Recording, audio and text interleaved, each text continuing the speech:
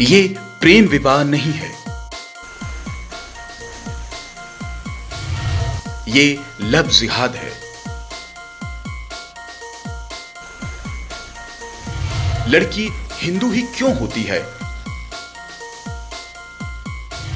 लड़का मुसलमान ही क्यों होता है?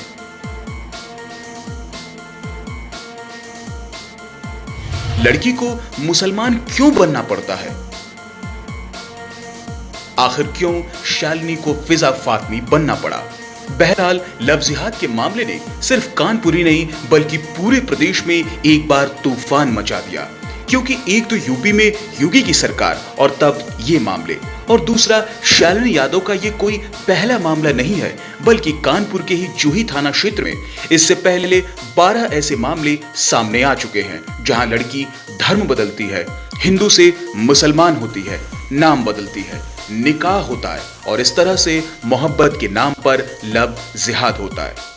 ऐसे ही परिवार वालों ने मिलकर कानपुर जोन के आईजी मोहित अग्रवाल से मुलाकात की, अपना दुखड़ा सुनाया। पुलिस महानिरीक्षक मोहित अग्रवाल ने इस पूरे मामले की जांच के लिए एसआईटी गठित कर दी है। देखिए, आज 5 बच्चियों से संबंधित उनके माता पिता मेरे कार्यालय में आए हैं और उन्होंने ये प्रार्थना पत्र दिया है कि बच्चियों का ब्रेन वॉश करके इन बच्चियों को बरगला करके ले जाया गया है और उनका धर्म परिवर्तन करके मैरिज की गई है। तो इस संबंध में इन सब की मांग ये है कि इन सब बच्चियों को बरामद किया जाए, उनका कोर्ट में बयान कराया जाए और उसके उपरांत इसमें कार्रवाई की जाए। बात यूं ही यहां तक नहीं पहुंची बल्कि कुछ मामलों का जिक्र करें तो कल्याणपुर थाने में दर्ज मुकदमे के मुताबिक 2 जुलाई को आवास विकास निवासी 2 सगी बहनों को 2 मुस्लिम युवक भगा ले गए और दोनों की मुस्लिम लड़की लाल जूही कॉलोनी के रहने वाले हैं। दूसरा मामला रतनपुर कॉलोनी पनकी का है, जहां 2 सगी बहनों को जूहीलाल कॉलोनी के मोहम्मद मोहसिन ने प्रेम जाल में फंसाया, लेकिन छोटी बहन के सतर्क होने से मामला खुल गया। दरअसल ये सोची समझी रणनीति है। कानपुर के आईजी भी लव जिहाद के इस एंगल से इनकार नहीं करते हैं।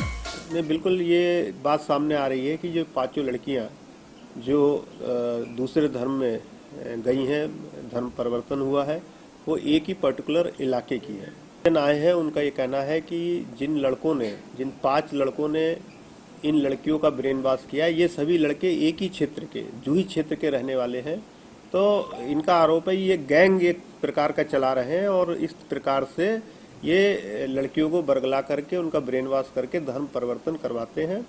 तो इसलिए इस बिंदु पर भी जांच होगी, क्या कोई गैंग इस तरह का इस एरिया में चल रहा है। एसआईटी के जो टर्म ऑफ रेफरेंस होगा, जांच का बिंदु होगा, उसमें ये बिंदु भी सम्मिलित होगा। सूत्रों का दावा है कि पुलिस जांच करे तो इस साल विभिन्न थानों में दर्ज ऐसे मामलों में 1 दर्जन आरोपित जूहीलाल कॉलोनी के ही हैं।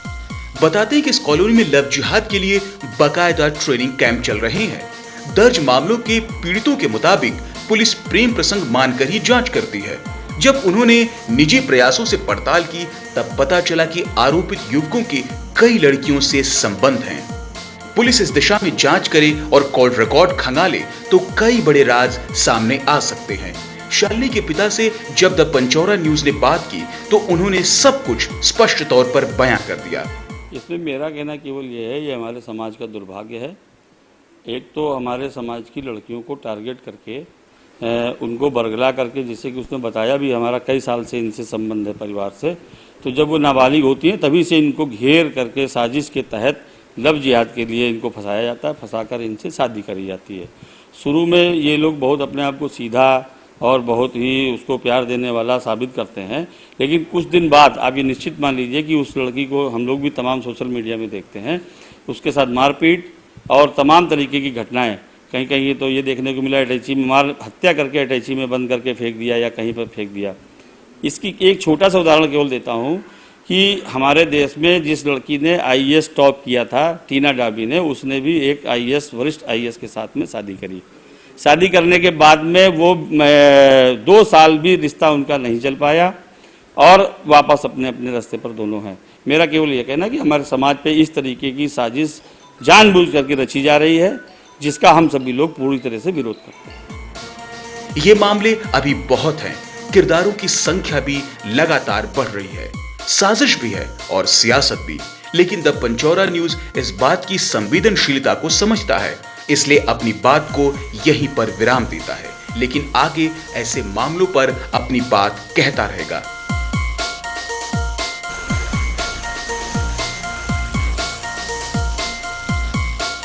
कानपुर में बिकरू कांड के बाद संजीत हत्याकांड ने जहां पूरे यूपी को देश में चर्चा का केंद्र बना दिया था, वहीं एक बार फिर कानपुर में उठे लव जिहाद के मामले ने भूचाल लाकर खड़ा कर दिया है। हालात ऐसे हैं कि शालिनी के बाद उठे लव जिहाद के 12 मामलों को लेकर सियासत भी गर्मा गई है, जिसके चलते एसआईटी को जांच के आदेश भी दे दिए गए हैं। अब सवाल वर्तमान की हिंदुत्व सरकार का है, जिसमें लव जिहाद को सबसे बड़ा दुश्मन कहा जाता है। द पंचौरा न्यूज के लिए कानपुर से नीरज तिवारी।